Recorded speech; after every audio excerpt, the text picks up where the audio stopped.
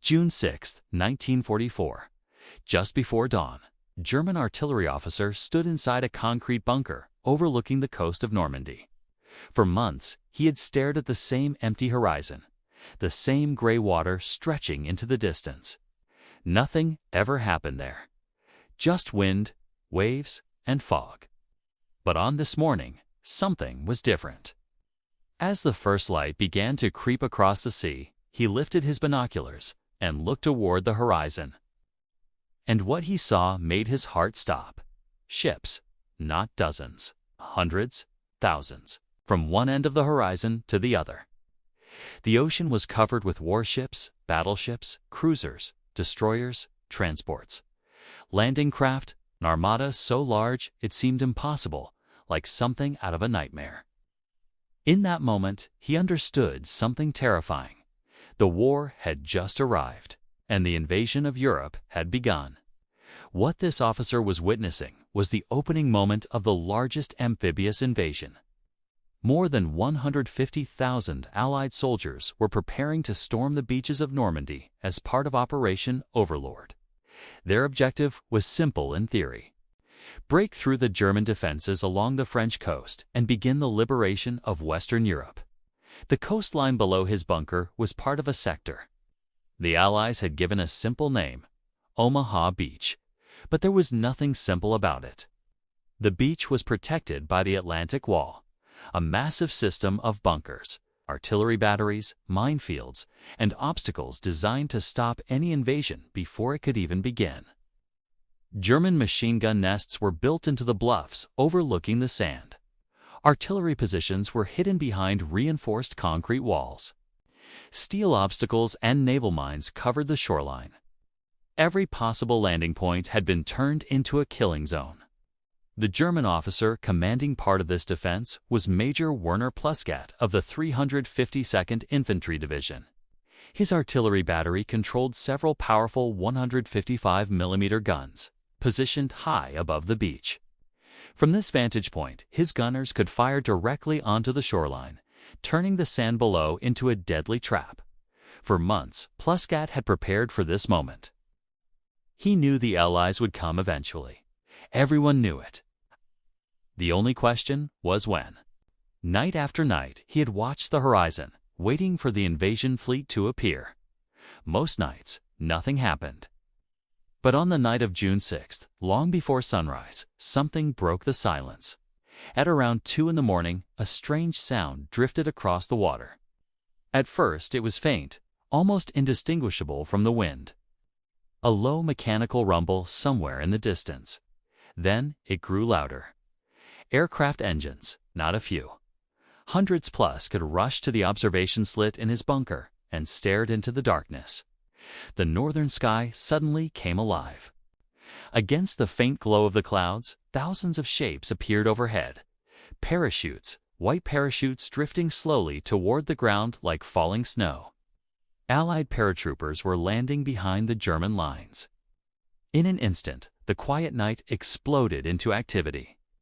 Alarm calls rang through the German defenses. Soldiers rushed to their positions. Phones began ringing as commanders tried to understand what was happening. But even as paratroopers descended inland, the sea in front of Omaha Beach remained quiet, too quiet. Then dawn began to break. At first, the light was faint, just a pale gray line, spreading across the horizon. The fog began to thin, revealing more and more of the ocean. Pluskat raised his binoculars again and looked out over the water. That was when he saw them. Ships, an entire fleet stretching across the horizon. The scale was beyond comprehension. Battleships the size of small cities floated in the distance. Cruisers and destroyers formed lines around them. Behind those came endless rows of transport ships and landing craft.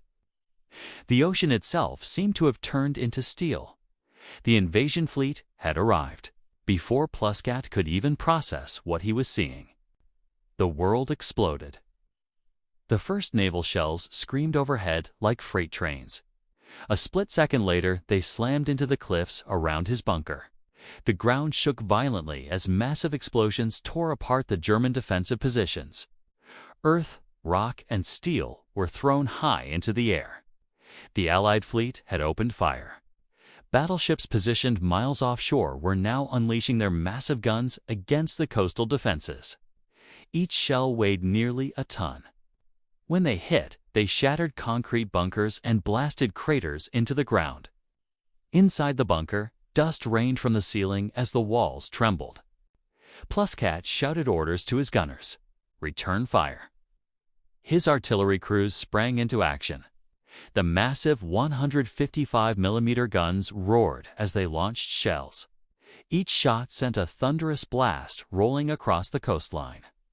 But the imbalance was obvious. For every shell fired by the German artillery, dozens came crashing back from the Allied warships. Explosions ripped through the defensive lines as the naval bombardment intensified. Then, through the smoke and chaos, another threat appeared. Landing craft, hundreds of them. Small boats packed with soldiers began racing toward the beach. Their engines churned the water as they closed the distance between the fleet and the shoreline. The invasion had begun. German gunners quickly adjusted their aim. Artillery shells splashed down among the approaching craft. One boat took a direct hit and vanished in a ball of fire and smoke. But there were too many. Even as some landing craft were destroyed, dozens more continued pushing forward through the chaos. At the same time, machine gun crews hidden in bunkers along the bluffs prepared for the moment they had trained for. As the first boats reached the obstacles, near the shore, the ramps dropped. American soldiers poured out into the freezing water. Immediately, the German machine guns opened fire. The MG-42, one of the most feared weapons of the war, produced a terrifying ripping sound as it fired hundreds of rounds per minute. Tracer bullets streaked across the beach, cutting through the water and sand. Many soldiers fell before they could even reach the shoreline. Others struggled forward through chest-deep water, weighed down by heavy equipment. Some drowned when explosions knocked them beneath the waves. The beach quickly descended into chaos. Landing craft crashed into steel obstacles hidden beneath the water. Mines detonated beneath boats and tanks. Burning vehicles filled the shoreline with thick black smoke. Yet the attack did not stop. More landing craft kept arriving. Wave after wave of soldiers poured onto the sand. Engineers ran forward, carrying explosives, desperately trying to clear paths through the minefields and barriers.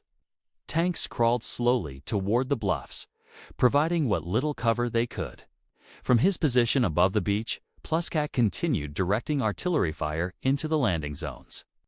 Huge shells slammed into the sand, throwing debris high into the air. For a moment, it looked like the invasion might fail. American troops were pinned down along the seawall and the narrow strip of sand near the waterline. The beach was filled with wreckage, burning vehicles, and wounded soldiers. But the Allied assault had one advantage the German defenders could not overcome. Numbers, more soldiers kept arriving. More ships kept firing. More aircraft filled the sky. Slowly, small groups of American troops began moving toward the cliffs. Using craters, rocks, and smoke as cover, they started climbing the steep terrain leading up from the beach. German defensive positions began falling one by one. Grenades and demolition charges destroyed machine gun nests. Artillery crews found themselves under attack from multiple directions. By mid-morning, the situation had changed completely. The beach that had once been a deadly trap was now filled with Allied soldiers pushing inland. Vehicles, artillery, and supplies were pouring ashore. In an endless stream, the invasion had succeeded. For Major Pluskat, the realization was unavoidable. The Atlantic Wall had failed. Despite inflicting heavy losses on the attackers, German defenders had been overwhelmed by the sheer scale of the assault.